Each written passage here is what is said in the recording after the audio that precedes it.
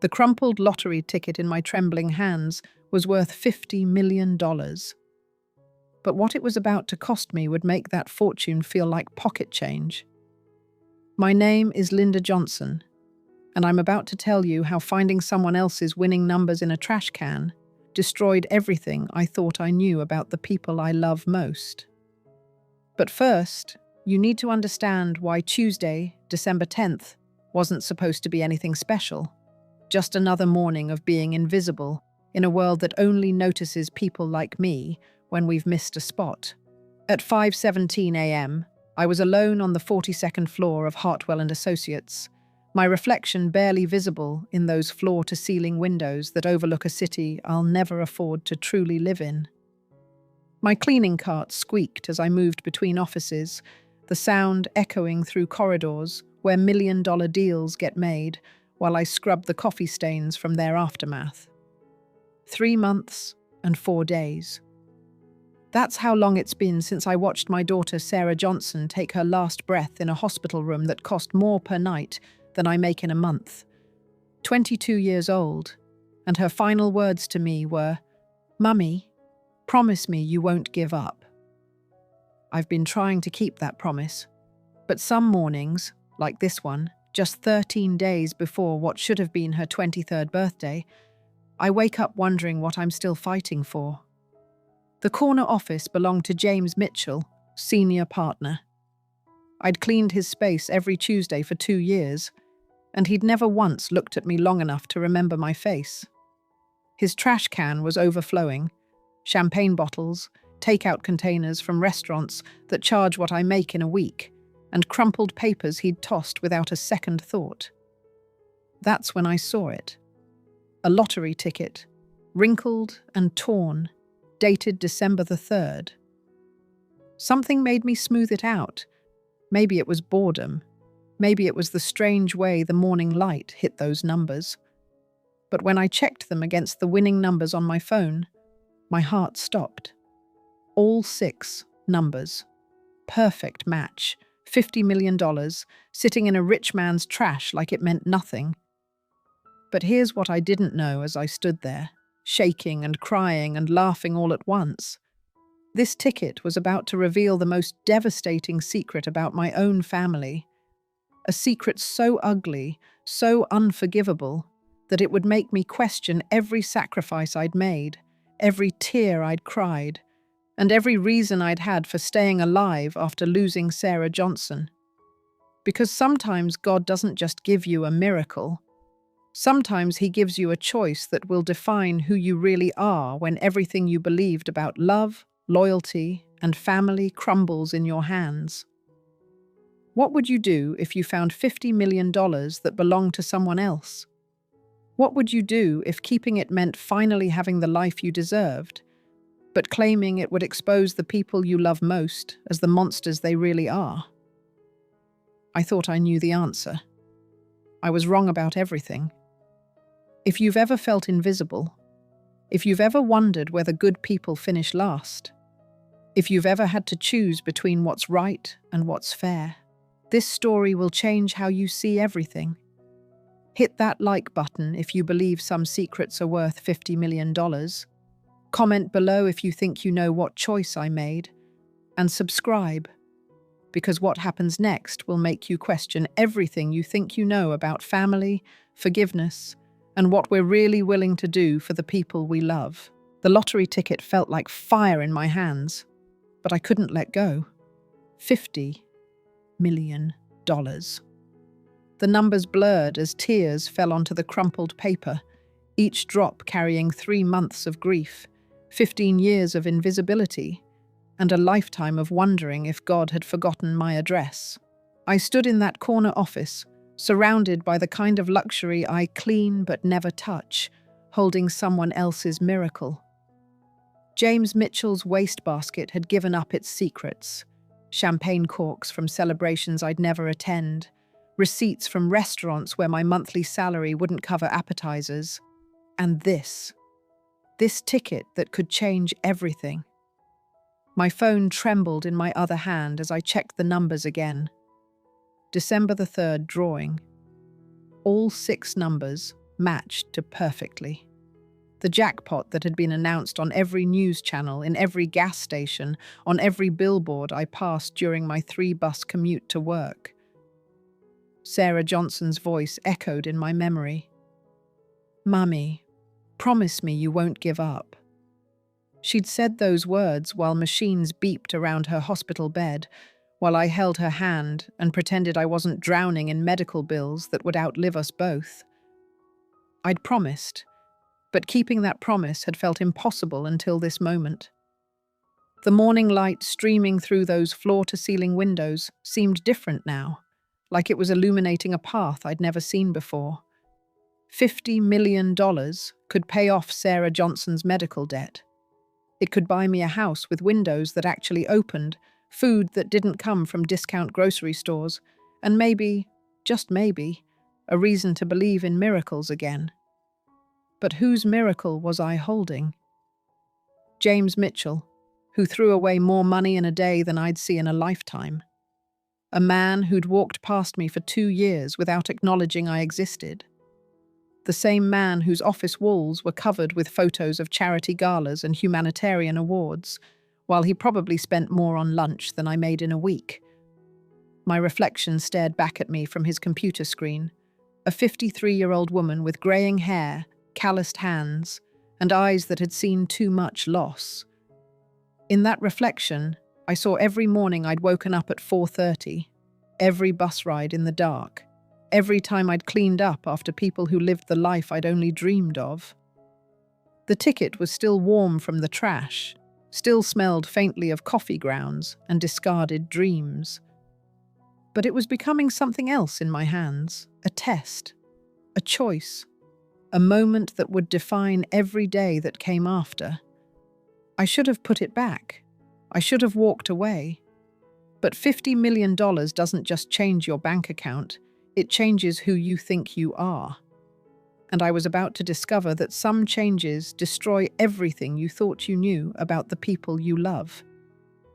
I hid the ticket in my bra against my heart, where it burned like a guilty secret. The rest of my shift passed in a haze, mopping floors while my mind raced, emptying trash cans while calculating what 50 million could buy, dusting desks while imagining a life where I wasn't invisible. By the time I caught the first bus home at noon, I'd made a decision. I would wait. Research. Figure out who James Mitchell really was before I decided whether he deserved to lose his miracle or whether I deserved to claim it. My apartment building stood like a testament to broken dreams, cracked concrete, graffiti-covered walls, and the persistent smell of disappointment that clung to everything. Apartment 3B had been home for 8 years, ever since Sarah Johnson's father left us for a woman whose biggest problem was choosing between designer handbags. Inside, Sarah Johnson's presence haunted every corner. Her teaching books still stacked on the kitchen table. Her favorite mug, the one that said, "World's Best Daughter," sitting clean in the cabinet because I couldn't bear to use it or put it away. The medical bills, still arriving like clockwork, still demanding payments for treatments that couldn't save her. I sat at my computer, an ancient laptop Sarah Johnson had bought me for Christmas 3 years ago, and typed James Mitchell Hartwell Associates into the search bar.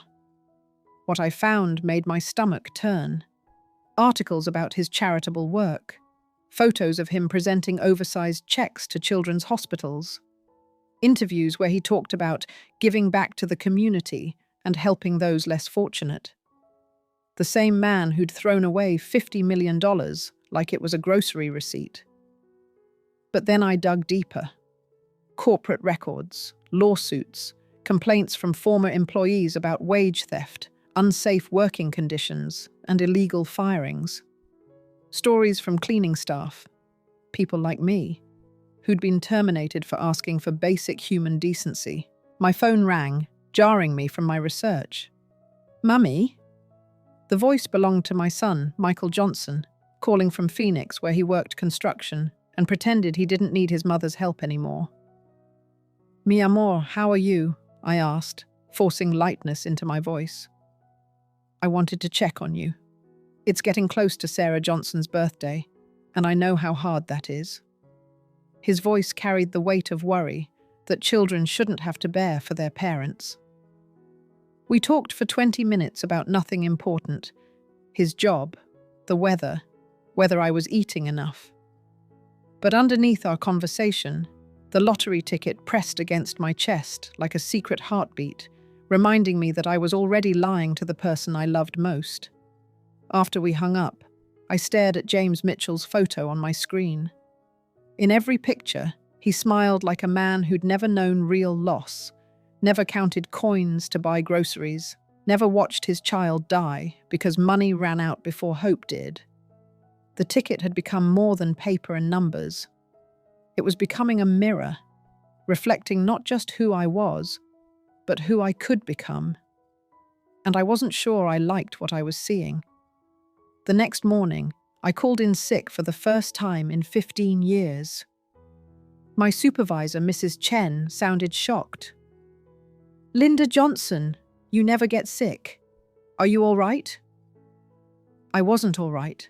I was sitting in my kitchen at 6 a.m., surrounded by printouts about James Mitchell, drinking coffee that tasted like guilt and possibility. The lottery ticket lay on the table between Sarah Johnson's medical bills and my overdue rent notice, like a judge waiting to render a verdict. I'd spent the night reading everything I could find about Mitchell. The man was a contradiction wrapped in expensive suits, publicly charitable, privately ruthless. His company had been sued 17 times in the past 5 years for labor violations. He'd foreclosed on a community center in East LA to build luxury condos. He'd donated $1 million to a children's hospital while simultaneously firing 3 janitors for trying to unionize. But what stopped my heart was the obituary I found buried in the search results. Elizabeth Mitchell, beloved wife of James, had died 6 months ago after a 2-year battle with cancer. The same cancer that had taken Sarah Johnson, but Elizabeth had lived 2 years longer. 2 years of treatments that money could buy. Treatments that had been out of reach for my daughter. The funeral photos showed a broken man, genuinely grieving, surrounded by hundreds of mourners. For a moment, I saw past the suits and charity galas and saw someone who understood loss. Someone who knew what it felt like to hold a hand as it grew cold, to make promises to dying people, to wake up every morning and remember all over again that they're gone. My phone buzzed with a text from my sister Karen Johnson in Sacramento. "Thinking about you with Sarah Johnson's birthday coming up. Wish I could be there." Karen Johnson meant well, but she lived in a different world. Suburban house, husband with benefits, kids in private school. She'd helped when she could during Sarah Johnson's illness, but $50,000 had been like trying to fill the ocean with a teaspoon. I texted back, "I'm okay, just taking it one day at a time." Another lie. I was taking it one moment at a time, each moment measured by the weight of the ticket in my hands and the growing certainty that keeping it would change everything about who I was. I walked to the mirror in my hallway and stared at myself. The woman looking back had Sarah Johnson's eyes and a lifetime of hard choices written in the lines around them.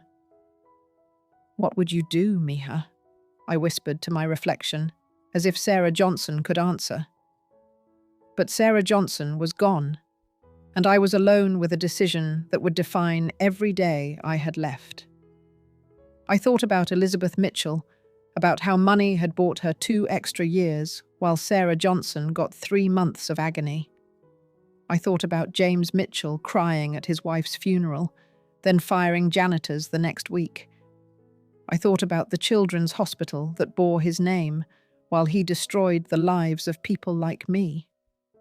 The ticket seemed to pulse on the table, waiting for my decision. But I was beginning to understand that this wasn't just about $50 million. This was about justice, revenge, survival, and the price of becoming someone you never thought you could be. What would you do if you discovered that the person whose miracle you found had the power to save your child but chose not to? Would money change how you see justice? Or would justice change how you see money? 3 days later, my phone rang at 7 in the morning. The caller ID showed Karen Johnson's number, but when I answered, I heard my nephew Matthew Davis's voice instead. "Dear Linda Johnson, we need to talk. It's about Mum." My blood went cold. Karen Johnson was only 48, healthy as far as I knew. "What's wrong, mijo?" "She's in the hospital. They found something during her routine checkup. A mass. They're running tests, but..." His voice broke. "They think it might be the same thing that took Sarah Johnson." The lottery ticket, which I'd been carrying everywhere, suddenly felt like it weighed 1,000 pounds. Cancer. The word that had destroyed my life was threatening to destroy Karen Johnson's family too. "I'm coming," I said, already mentally calculating bus fare to Sacramento. "Tell her I'm coming." "Tia, there's something else. Mum made me promise to call Uncle Robert Johnson too."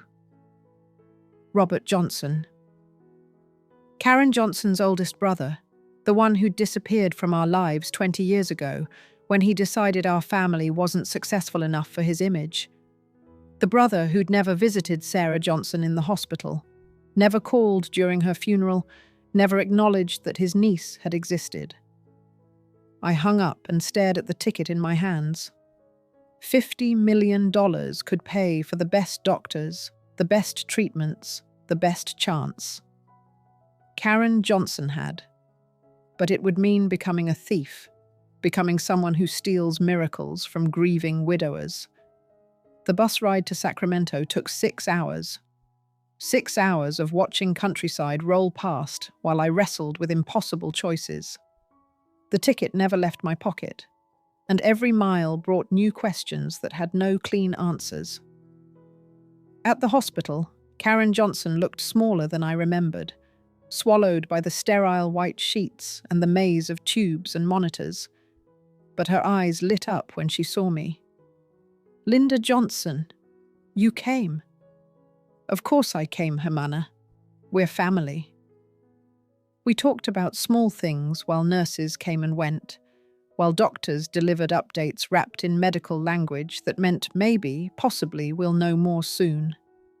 But underneath our conversation, the lottery ticket burned against my leg like a secret that was growing too heavy to carry. Then Robert Johnson walked in. He looked exactly like success was supposed to look. Expensive suit, perfect teeth, confidence that came from never having to choose between medicine and groceries. He kissed Karen Johnson's forehead and squeezed my shoulder like we'd seen each other last week instead of 2 decades ago. "How are you holding up, Linda Johnson? I heard about Sarah Johnson. I'm sorry I couldn't make it to the funeral. Business travel, you understand." Business travel. While his niece was buried and his sister grieved alone. We stood around Karen Johnson's bed, making small talk. 3 siblings who'd grown up sharing everything and now shared nothing but blood and old resentments. Robert Johnson talked about his house in Marin County, his kids' private schools, his wife's charity work. The same kind of charity work that James Mitchell did. Visible, photogenic, and safely distant from real suffering. When visiting hours ended, Robert Johnson offered to drive me to Karen Johnson's house. In his BMW, surrounded by leather and technology I'd never be able to afford, he finally asked the question I'd been dreading. "So, Linda Johnson, how are you managing? Financially, I mean. Sarah Johnson's medical bills must have been..." I looked out the window at the city lighters, each one representing a life I'd never live, and felt the lottery ticket pulse against my leg like a second heartbeat. "I'm managing," I told Robert Johnson, but the words tasted like ash in my mouth.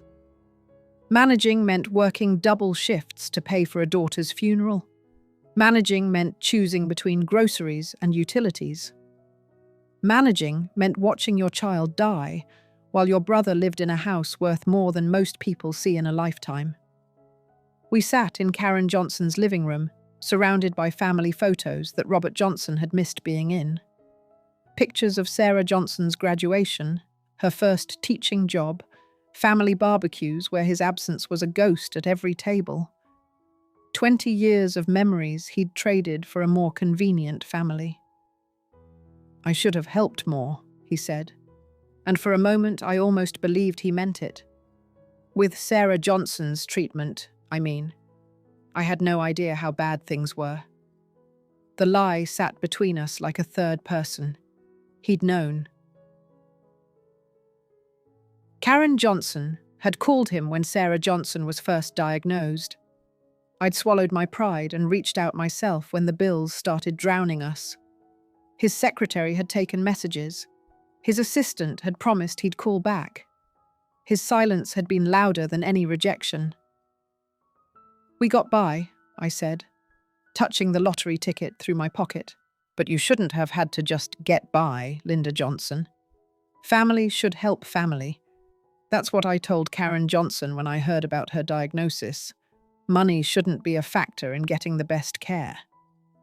The casual way he said it made my blood boil. Money shouldn't be a factor. Easy words from someone who'd never had to choose between chemotherapy and rent, never had to explain to a dying child why we couldn't afford the experimental treatment that might save her life. Robert Johnson pulled out his phone and showed me something that made my heart stop. A photo of a check made out to Sacramento General Hospital, $200,000. Karen Johnson's name in the memo line. "I wanted you to know," he said. "I'm taking care of her treatment. The best doctors, the best everything. She won't want for anything." $200,000. More money than I'd see in 5 years of cleaning offices, handed over as easily as buying coffee. The same amount that might have saved Sarah Johnson if I'd had a brother who remembered that family means more than inconvenience. I stared at the check, at Robert Johnson's satisfied smile, at the photos on Karen Johnson's mantle that showed the life I'd never been able to give my daughter. The lottery ticket felt like it was burning through my pocket, through my skin, straight into my soul. That's wonderful," I managed. "Karen Johnson's lucky to have you." "We're family," he said, using the same words I'd said to Karen Johnson hours earlier. But when Robert Johnson said it, family meant checkbooks and tax write-offs. When I said it, family meant showing up even when you had nothing to give but love and presence. After Robert Johnson left for his hotel, I sat alone in Karen Johnson's kitchen, holding the lottery ticket and thinking about the mathematics of love. $50 million could have saved Sarah Johnson. 200,000 would have been enough. Hell, 50,000 might have bought us the extra time that made the difference. But I hadn't had 50,000 or 200,000 or the kind of brother who considered family obligations worth his attention. I'd had love and prayer and the kind of desperate hope that comes from having nothing else to offer. Now, I held someone else's miracle in my hands, and I was beginning to understand that sometimes the only justice in the world is the justice you take for yourself. If your brother could have saved your child with pocket change, but chose to let her die, and then showed up years later with easy money for someone else, what would that do to your understanding of family, love, and forgiveness? I couldn't sleep that night in Karen Johnson's guest room. Every time I closed my eyes, I saw Sarah Johnson lying in that hospital bed, asking why we couldn't try the experimental treatment she'd read about online.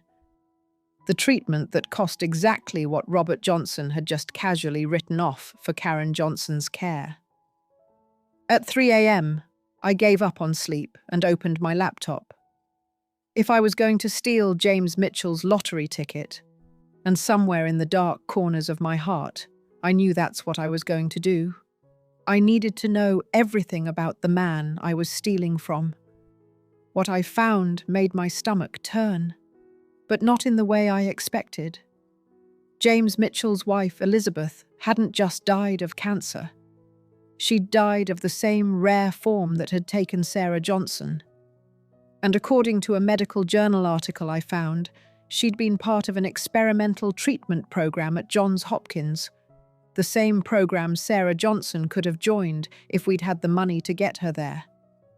Elizabeth Mitchell had lived 2 years longer than Sarah Johnson.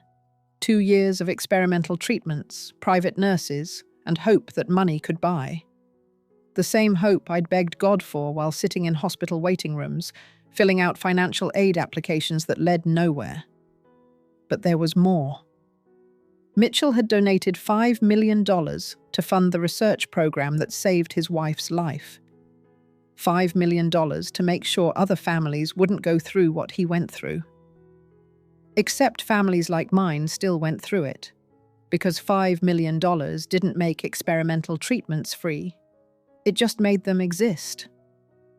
I found Elizabeth's blog, written during her treatment. Entry after entry about gratitude, about second chances, about how lucky she felt to have access to cutting-edge medicine.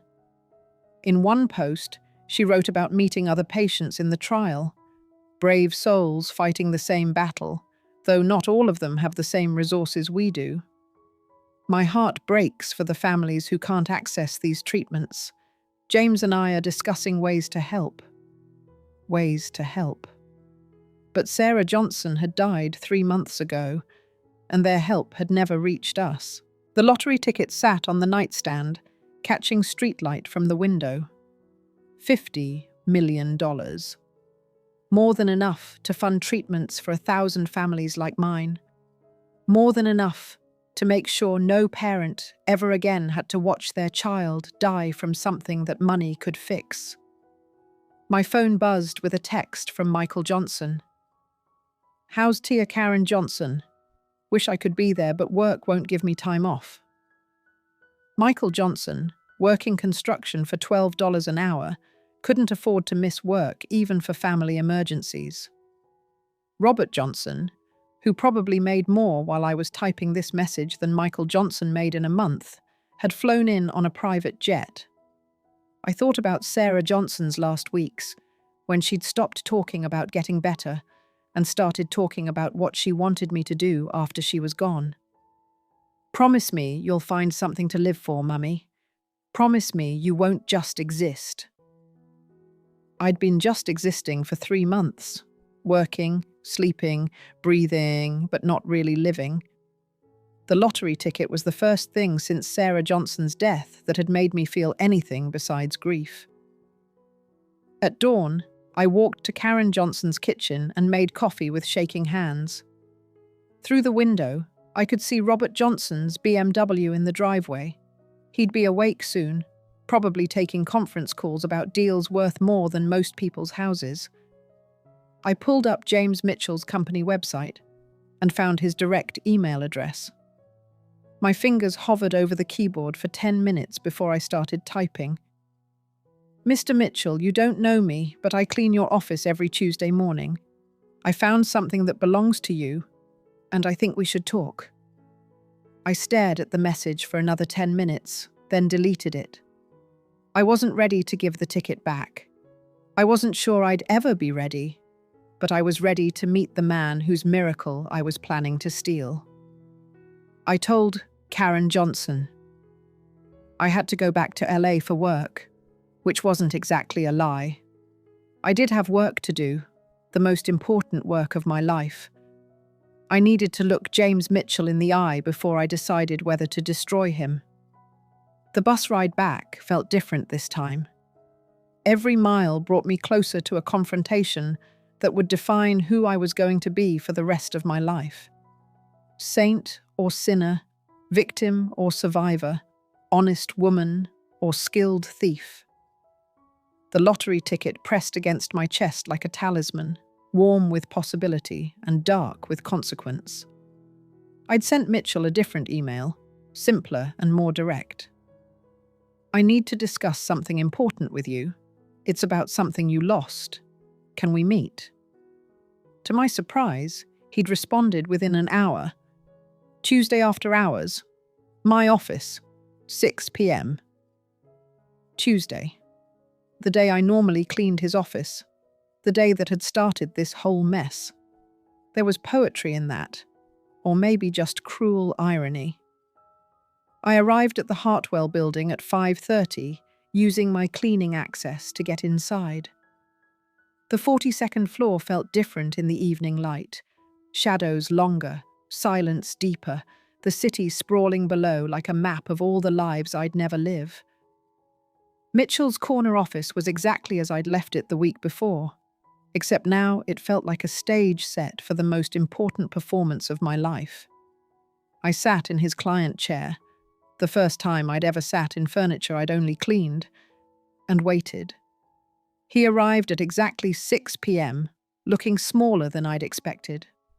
Grief had carved new lines in his face, and his expensive suit couldn't hide the weight loss that comes from forgetting to eat, forgetting to care about yourself when caring stops mattering.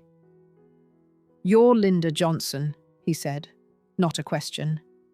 "From the cleaning crew." "Yes, sir." The words came automatically, decades of deference hard to break. He sat across from me, and for a moment we just studied each other. Two people who had shared the same space for 2 years now, without really seeing each other, now forced into a conversation that would change both our lives. "You said you found something I lost," he said. "I'm not sure what that could be. I don't usually lose things." I pulled the lottery ticket from my purse and placed it on his desk between us. His face went through several emotions: confusion, recognition, shock, and something that might have been relief. "Where did you find this?" he asked, his voice barely above a whisper. "In your trash can, last Tuesday morning." He stared at the ticket, then at me. "And you checked the numbers?" "Yes." $50 million. "Yes." We sat in silence for what felt like hours, but was probably only minutes. The city glittered below us, indifferent to our small human drama playing out behind glass walls. "Why are you here?" he finally asked. "Why didn't you just take it?" The question I'd been asking myself for a week. Why was I here?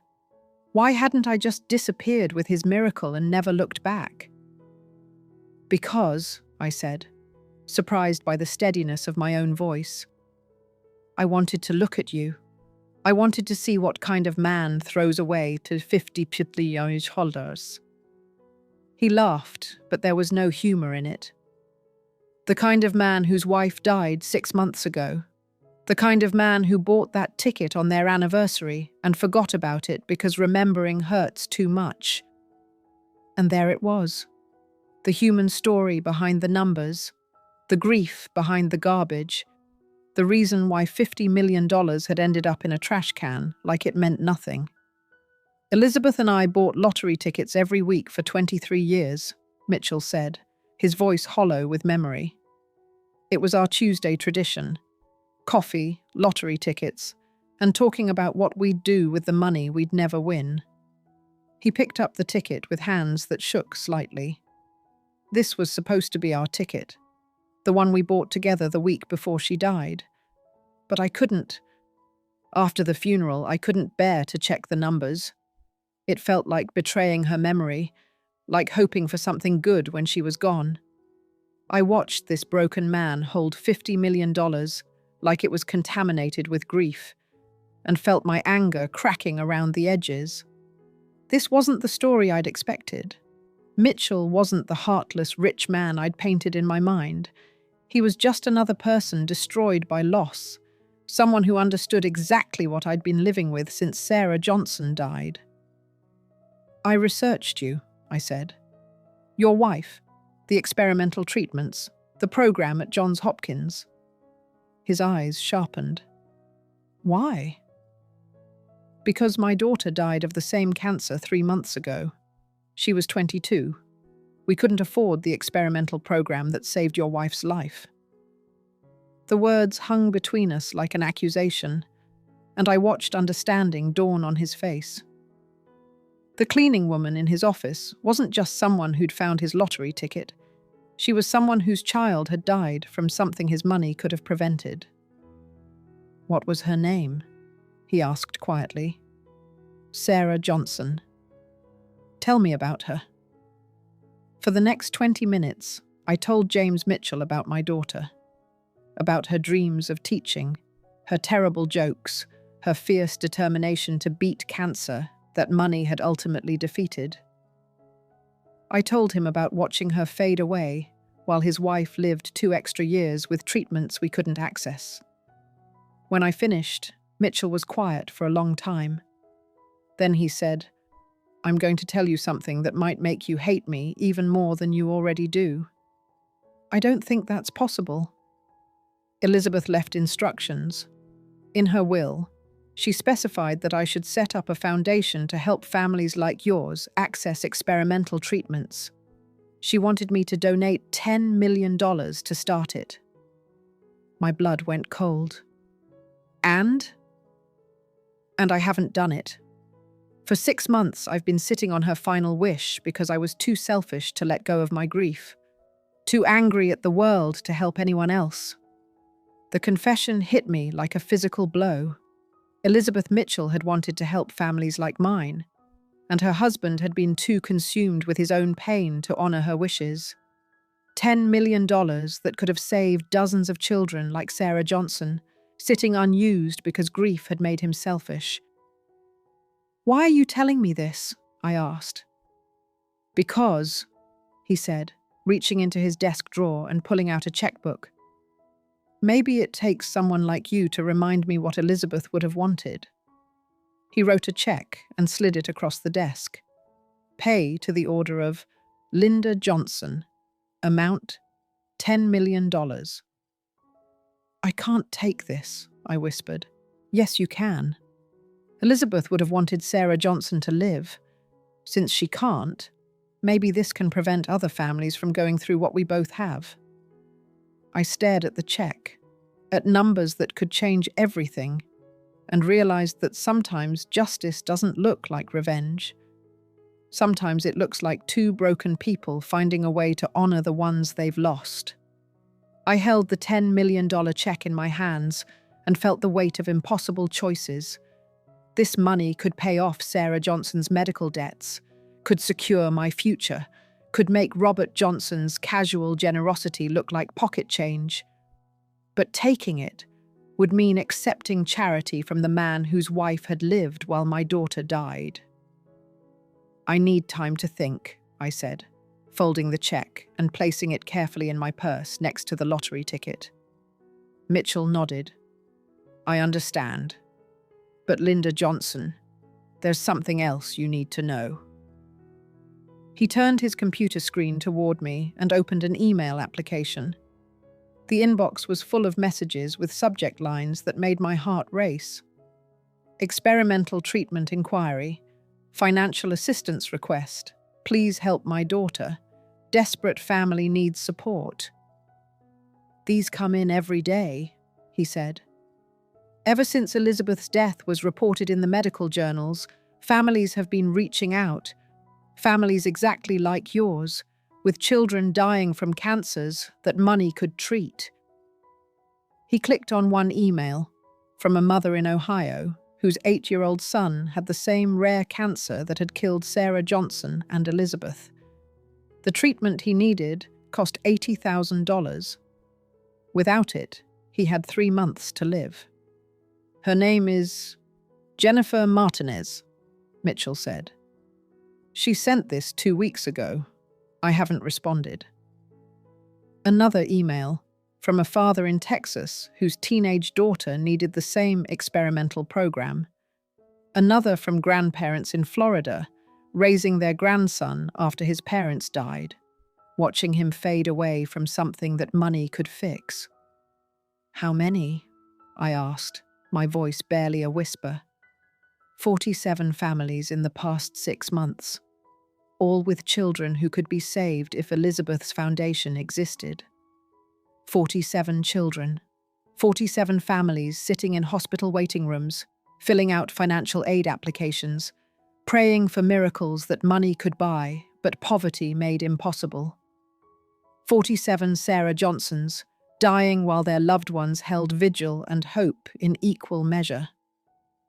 I looked at the lottery ticket on Mitchell's desk, then at the check in my purse, then at the screen full of desperate emails from families like mine. What if we did it differently, I said, the words coming from somewhere deeper than thought. What if we used both? Mitchell leaned forward. What do you mean? The lottery ticket is worth $50 million. Your check is for $10 million. $60 million could save every one of these children and hundreds more. I paused, feeling Sarah Johnson's presence like a warm hand on my shoulder. We could build something bigger than a foundation. We could build a legacy.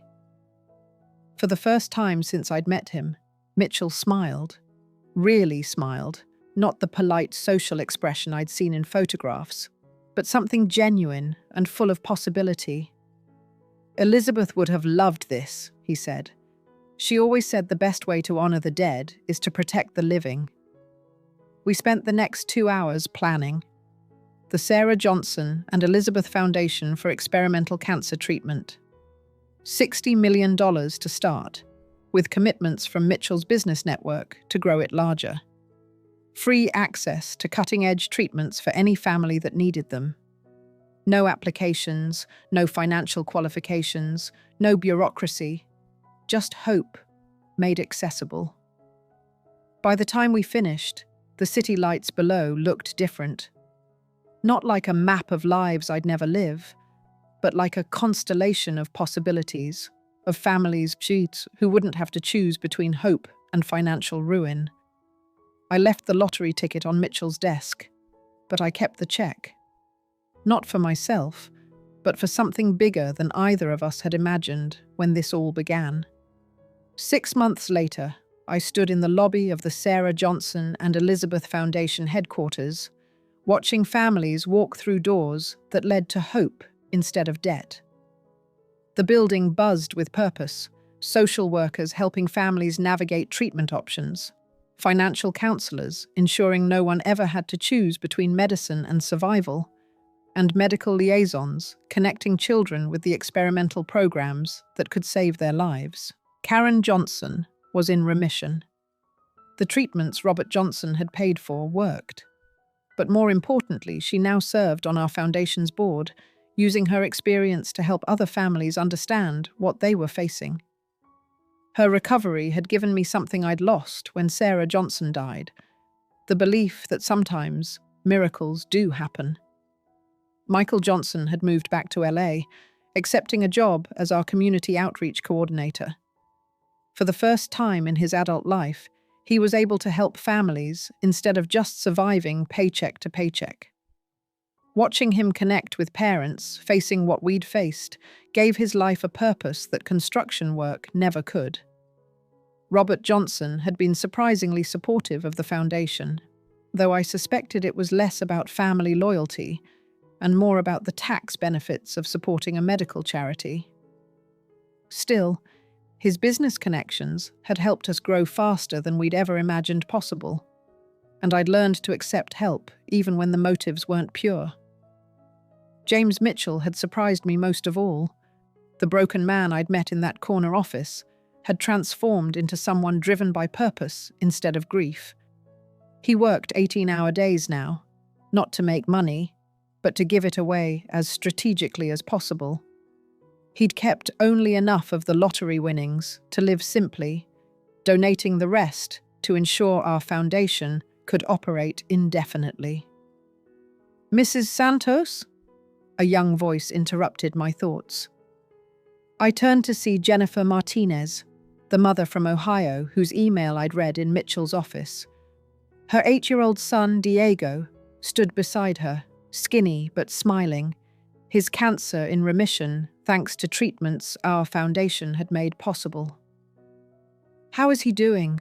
I asked, kneeling to Diego's eye level.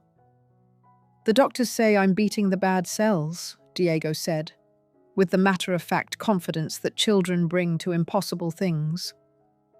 "Mom says I can go back to school next month." Jennifer's eyes filled with tears. "We got your letter yesterday. The foundation is paying for his continued treatment through the end of next year. I don't know how to thank you." "You don't need to thank me," I said, thinking of Sarah Johnson's final words about finding something to live for. "You just need to let him grow up." That evening, I drove to Sarah Johnson's grave for the first time since the foundation had opened. I'd been too busy saving other people's children to properly grieve my own, too focused on the future to sit with the past. Her headstone was simple. Sarah Johnson, beloved daughter and teacher, she believed in tomorrow. I sat in the grass beside her grave and told her about everything, about the lottery ticket, about James Mitchell, about the 47 children who were alive because of choices made in grief and hope. I told her about Diego's smile, about Karen Johnson's recovery, about Michael Johnson finding purpose in helping others. "I kept my promise, Mija," I whispered to the gathering twilight. "I found something to live for. I found a way to make sure no other parent has to watch their child die from something that money can fix." The wind rustled through the cemetery trees, and for a moment I could almost hear Sarah Johnson's voice. "I'm proud of you, Mummy." As I drove home to my new apartment, nothing fancy, but clean and safe, and filled with photos of Sarah Johnson and the children we'd helped save. I thought about the lottery ticket that had started it all. James Mitchell had framed it and hung it in the foundation's main conference room with a plaque that read, "Sometimes miracles come disguised as garbage. It takes the right person to recognize the treasure." The cleaning woman who had once been invisible now helped ensure that no family would ever be invisible to the medical system again. The $50 million lottery ticket had become $60 million of hope, and hope had become something bigger than money. It had become proof that sometimes the worst losses can create the most beautiful legacies. I never did learn whether what I almost did with that lottery ticket would have made me a saint or a sinner. But I learned something more important. Sometimes the choice between right and wrong isn't as clear as the choice between living for yourself and living for something larger than your pain. If you've ever felt invisible, if you've ever wondered whether your struggles matter, if you've ever had to choose between justice and mercy, remember that sometimes the most powerful thing you can do is turn your greatest loss into someone else's greatest hope. Like this video if you believe that miracles can come from the most unexpected places. Comment below with your own story of finding purpose in pain, and subscribe because sometimes the most important stories are about ordinary people who choose to do extraordinary things when life gives them the chance. Sarah Johnson was right. I did find something to live for. I found 47 reasons to live, and counting.